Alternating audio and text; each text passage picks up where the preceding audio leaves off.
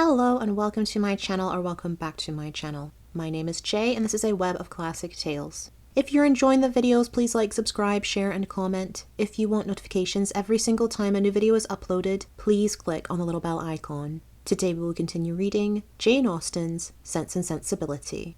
Mrs. Palmer was so well at the end of a fortnight that her mother felt it no longer necessary to give up the whole of her time to her, and, contenting herself with visiting her once or twice a day, returned from that period to her own home, and her own habits, in which she found the Miss Dashwoods very ready to resume their former share.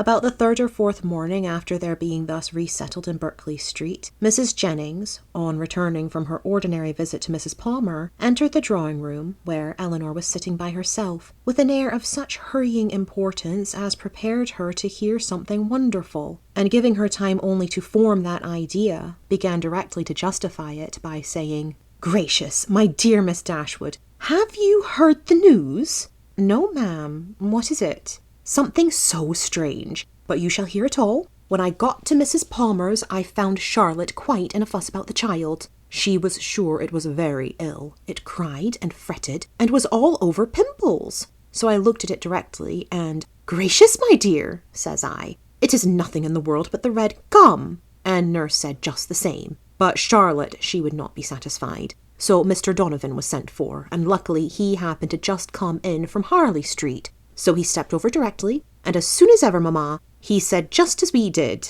that it was nothing in the world but the red gum, and then Charlotte was easy. And so, just as he was going away again, it came into my head, I am sure I do not know how I happened to think of it, but it came into my head to ask him if there was any news. So upon that he smirked and simpered and looked grave, and seemed to know something or other, and at last he said in a whisper, for fear of any unpleasant report should reach the young ladies under your care as to their sister's indisposition, I think it advisable to say that I believe there is no great reason for alarm. I hope Mrs. Dashwood will do very well." "What, is Fanny ill?" "That is exactly what I said, my dear." "Gracious," says I, "is Mrs. Dashwood ill?" So then it all came out, and the long and the short of the matter, by all I can learn, seems to be this. Mr. Edward Ferrars, the very young man I used to joke with you about, but, however, as it turns out, I am monstrous glad there was never anything in it. Mr. Edward Ferrars, it seems, has been engaged above this 12-month to my cousin Lucy. There's for you, my dear, and not a creature knowing a syllable of the matter, except Nancy. Could you have believed such a thing possible? There is no great wonder in their liking one another, but that matters should be brought so forward between them, and nobody suspect it. That is strange.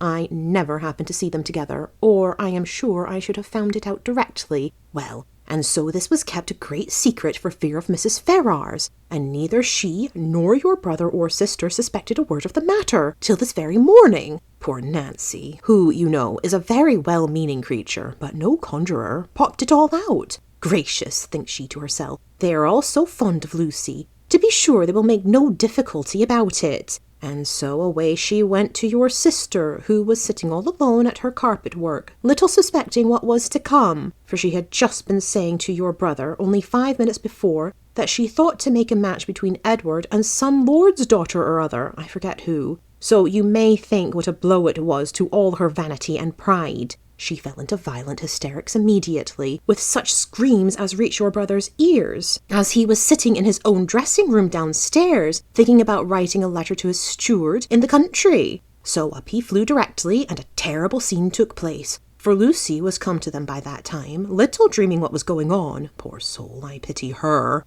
And I must say I think she was used very hardly, for your sister scolded like any fury, and soon drove her into a fainting fit. Nancy, she fell upon her knees and cried bitterly, and your brother, he walked about the room and said he did not know what to do. Mrs. Dashwood declared they should not stay a minute longer in the house, and your brother was forced to go down upon his knees too, to persuade her to let them stay till they had packed up their clothes. Then she fell into hysterics again, and he was so frightened that he would send for Mr. Donovan, and Mr. Donovan found the house in all this uproar. The carriage was at the door ready to take my poor cousins away, and they were just stepping in as he came off. Poor Lucy in such a condition, he says, she could hardly walk. And Nancy, she was almost as bad. I declare I have no patience with your sister, and I hope with all my heart it will be a match in spite of her.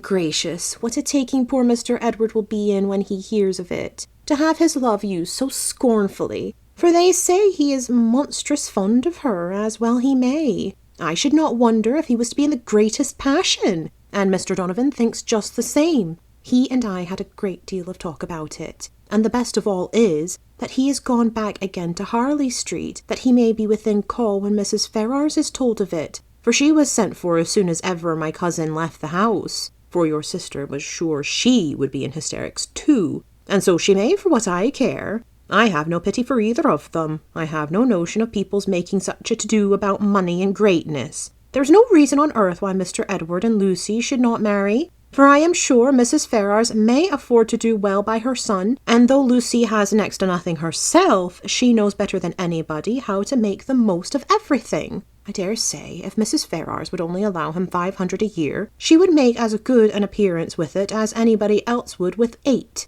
Gracious, how snug they might live in such another cottage as yours, or a little bigger, with 2 maids and 2 men, and I believe I could help them to a housemaid, for my Betty has a sister out of place that would fit them exactly. Here Mrs. Jennings ceased, and as Eleanor had had time enough to collect her thoughts, she was able to give such an answer and make such observations as the subject might naturally be supposed to produce, happy to find that she was not suspected of any extraordinary interest in it, that Mrs. Jennings, as she had of late often hoped might be the case, had ceased to imagine her at all attached to Edward, and happy above all the rest, in the absence of Marianne, she felt very well able to speak of the affair without embarrassment, and to give her judgment, as she believed, with impartiality on the conduct of everyone concerned in it. She could hardly determine what her own expectation of its event really was, though she earnestly tried to drive away the notion of its being possible to end otherwise at last than in the marriage of Edward and Lucy.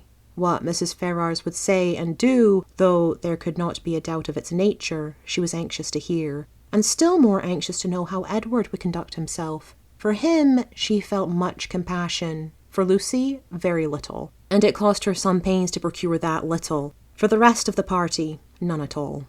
As Mrs. Jennings could talk on no other subject, Eleanor soon saw the necessity of preparing Marianne for its discussion. No time was to be lost in undeceiving her, in making her acquainted with the real truth, and in endeavouring to bring her to hear it talked of by others, without betraying that she felt any uneasiness for her sister, or any resentment against Edward. Eleanor's office was a painful one. She was going to remove what she really believed to be her sister's chief consolation, to give such particulars of Edward as she feared would ruin him forever in her good opinion, and to make Marianne, by a resemblance in their situation, which to her fancy would seem strong, feel all her own disappointment over again. But unwelcome as such a task must be, it was necessary to be done, and Eleanor therefore hastened to perform it. She was very far from wishing to dwell on her own feelings, or to represent herself as suffering much, any otherwise than as the self-command she had practiced since her first knowledge of Edward's engagement might suggest a hint of what was practicable to Marianne.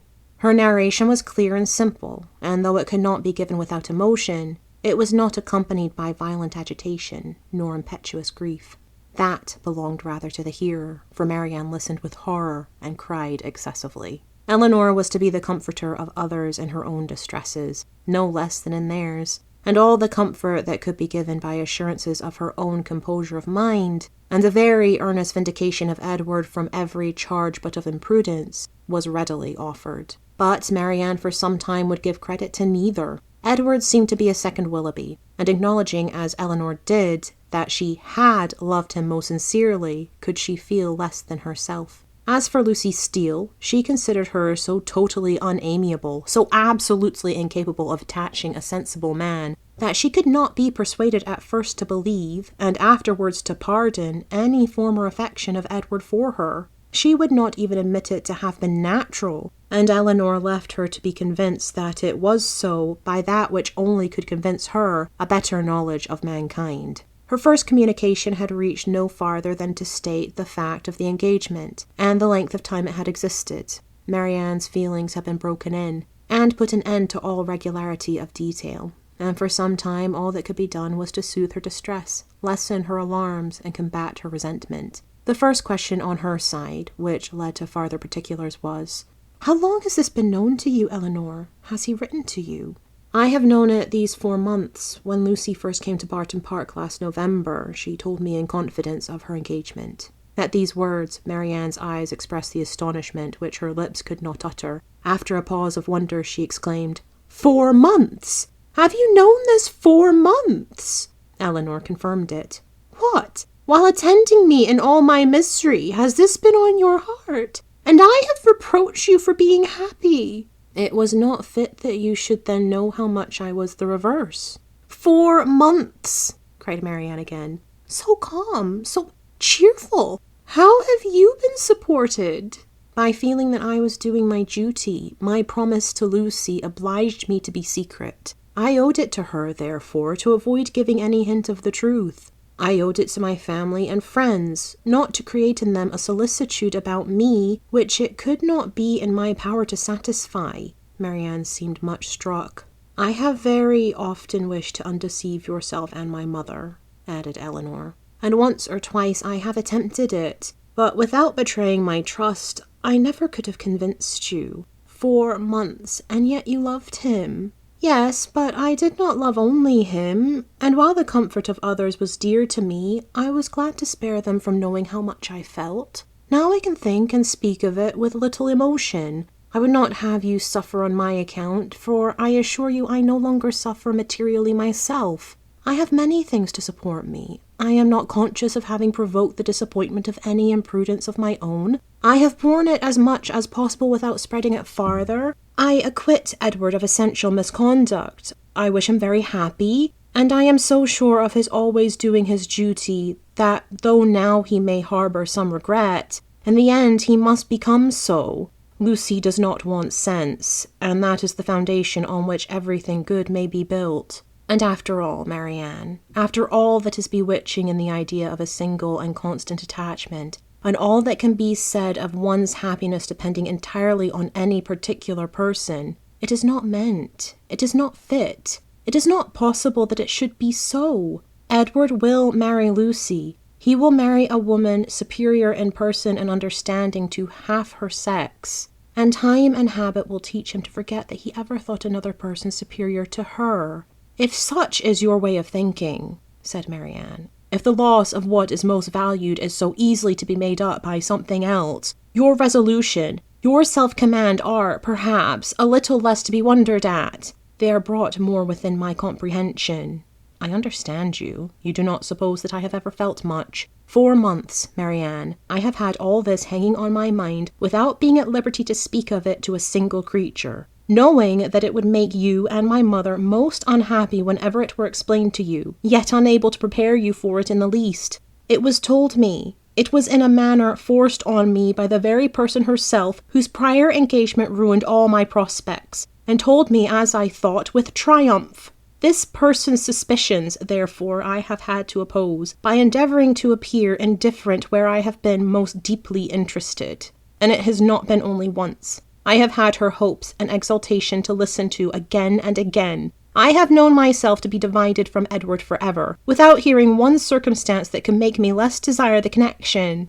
Nothing has proved him unworthy, nor has anything declared him indifferent to me. I have had to contend against the unkindness of his sister, and the insolence of his mother, and have suffered the punishment of an attachment without enjoying its advantages. And all this has been going on at a time when, as you know too well, it has not been my only unhappiness. If you can think me capable of ever feeling, surely you may suppose that I have suffered now. The composure of mind with which I have brought myself at present to consider the matter, the consolation that I have been willing to admit, have been the effect of constant and painful exertion. They did not spring up of themselves. They did not occur to relieve my spirits at first. No, Marianne. Then, if I had not been bound to silence, perhaps nothing could have kept me entirely, not even what I owed to my dearest friends, from openly showing that I was very unhappy. Marianne was quite subdued. "Oh, Eleanor," she cried, "you have made me hate myself forever. How barbarous have I been to you, you who have been my only comfort, who have borne me within all my misery, who have seemed to be only suffering from me. Is this my gratitude? Is this the only return I can make you? Because your merits cried out upon myself, I have been trying to do it away." The tenderest caresses followed this confession. In such a frame of mind as she was now, Eleanor had no difficulty in obtaining from her whatever promise she required, and at her request, Marianne engaged never to speak of the affair to anyone with the least appearance of bitterness, to meet Lucy without betraying the smallest increase of dislike to her, and even to see Edward himself, if chance should bring them together, without any diminution of her usual cordiality.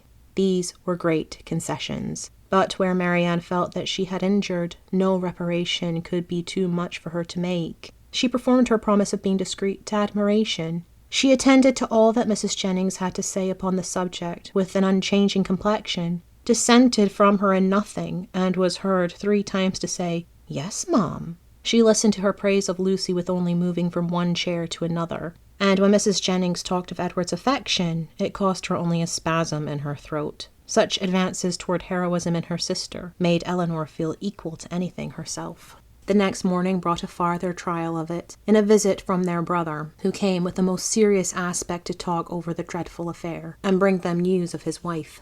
"You have heard, I suppose," said he with great solemnity, as soon as he was seated, "of the very shocking discovery that took place under our roof yesterday." They all looked their assent. It seemed too awful a moment for speech. "Your sister," he continued, "has suffered dreadfully.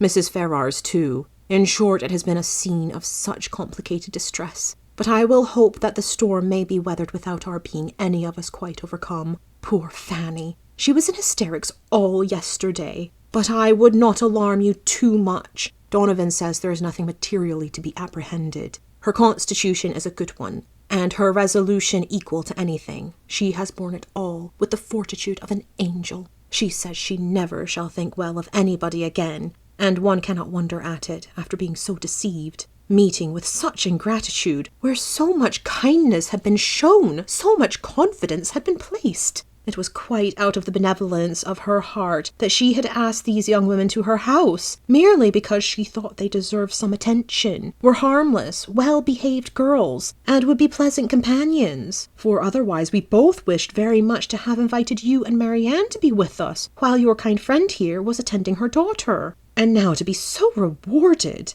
I wish with all my heart, says poor Fanny in her affectionate way, that we had asked your sisters instead of them." Here he stopped to be thanked, which being done, he went on. "What poor Mrs. Ferrars suffered when first Fanny broke it to her is not to be described, while she, with the truest affection, had been planning a most eligible connection for him. Was it to be supposed that he could be all the time secretly engaged to another person? Such a suspicion could never have entered her head. If she suspected any prepossession elsewhere, it could not be in that quarter. There, to be sure, said she, I must have thought myself safe." She was quite in agony. We consulted together, however, as to what should be done, and at last determined to send for Edward. He came, but I am sorry to relate what ensued. All that Mrs. Ferrars could say to make him put an end to the engagement, assisted too, as you may well suppose, by my arguments and Fanny's entreaties, was of no avail. I never thought Edward so stubborn, so unfeeling before. His mother explained to him her liberal designs in case of his marrying Miss Morton, told him she would settle on him the Norfolk estate, which, clear of land tax, brought in a good 1,000 a year, offered even, when matters grew desperate, to make it 1,200, and in opposition to this, if he still persisted in this low connection, represented to him the certain penury that must attend the match. His own £2,000, she protested, should be his all. She would never see him again, and so far would she be from affording him the smallest assistance, that if he were to enter into any profession with a view of better support, she would do all in her power to prevent him advancing in it. Here Marianne, in an ecstasy of indignation, clapped her hands together and cried, "Gracious, can this be possible?" "Well, you may wonder, Marianne," cried her brother, "at the obstinacy which could resist such arguments as these. Your exclamation is very natural." Marianne was going to retort, but she remembered her promises and forbore. "All this, however," he continued, "was urged in vain. Edward said very little, but what he did say was in the most determined manner. Nothing should prevail on him to give up his engagement. He would stand to it, cost him what it might. Then, cried Mrs. Jennings with blunt sincerity, no longer able to be silent. "He has acted like an honest man. I beg your pardon, Mr. Dashwood. But if he had done otherwise, I should have thought him a rascal. I have some little concern in the business as well as yourself, for Lucy Steele is my cousin, and I believe there is not a better kind of girl in the world, nor one who more deserves a good husband." John Dashwood was greatly astonished, but his nature was calm, not open to provocation, and he never wished to offend anybody, especially anybody of good fortune. He therefore replied without any resentment, "I would by no means speak disrespectfully of any relation of yours, madame. Miss Lucy Steele is, I dare say, a very deserving young woman, but in the present case, you know, the connection must be impossible. And to have entered into a secret engagement with a young man under her uncle's care, the son of a woman especially of such very large fortune as Mrs. Ferrars, is perhaps altogether a little extraordinary. In short, I do not mean to reflect upon the behaviour of any person whom you have a regard for, Mrs. Jennings. We all wish her extremely happy, and Mrs. Ferrars' conduct throughout the whole has been such as every conscientious good mother in like circumstances would adopt. It has been dignified and liberal. Edward has drawn his own lot, and I fear it will be a bad one." Marianne sighed out her similar apprehension, and Eleanor's heart wrung for the feelings of Edward, while braving his mother's threats for a woman who could not reward him. "Well, sir,"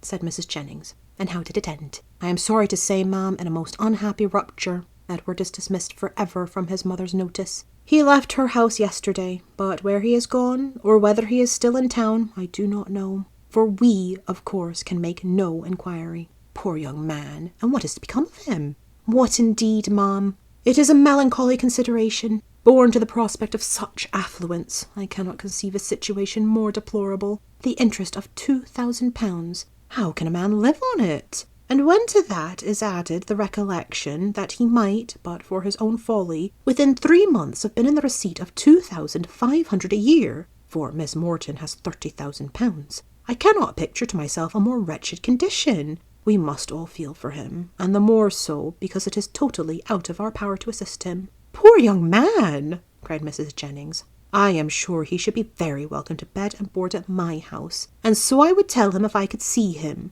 It is not fit that he should be living about at his own charge now, at lodgings and taverns." Eleanor's heart thanked her for such kindness towards Edward, though she could not forbear smiling at the form of it. "If he would only have done as well by himself," said John Dashwood, "as all his friends were disposed to do by him, he might now have been in his proper situation, and would have wanted for nothing. But as it is, it must be out of anybody's power to assist him, and there is one thing more preparing against him, which must be worse than all. His mother has determined, with a very natural kind of spirit, to settle that estate upon Robert immediately, which might have been Edward's on proper conditions. I left her this morning with the lawyer, talking over the business." "Well," said Mrs. Jennings, "that is her revenge. Everybody has a way of their own, but I don't think mine would be to make one son independent because another had plagued me." Marianne got up and walked about the room. "Can anything be more galling to the spirit of a man," continued John, "than to see his younger brother in possession of an estate which might have been his own? Poor Edward, I feel for him sincerely." A few minutes more, spent in the same kind of effusion, concluded his visit, and with repeated assurances to his sisters that he really believed there was no material danger in Fanny's indisposition, and that they need not therefore be very uneasy about it, he went away, leaving the 3 ladies unanimous in their sentiments on the present occasion, as far at least as it regarded Mrs. Ferrars' conduct, the Dashwoods, and Edward's. Marianne's indignation burst forth as soon as he quitted the room, and as her vehemence made reserve impossible in Eleanor, and unnecessary in Mrs. Jennings, they all joined in a very spirited critique upon the party. Thank you for listening. This has been Jane Austen's Sense and Sensibility, Chapter 37. I've been Jay. This has been a Web of Classic Tales. Please like, subscribe, share, comment, click the bell icon for notifications. I hope you're having a fantastic day. Have a nice life, and I'll see you next time.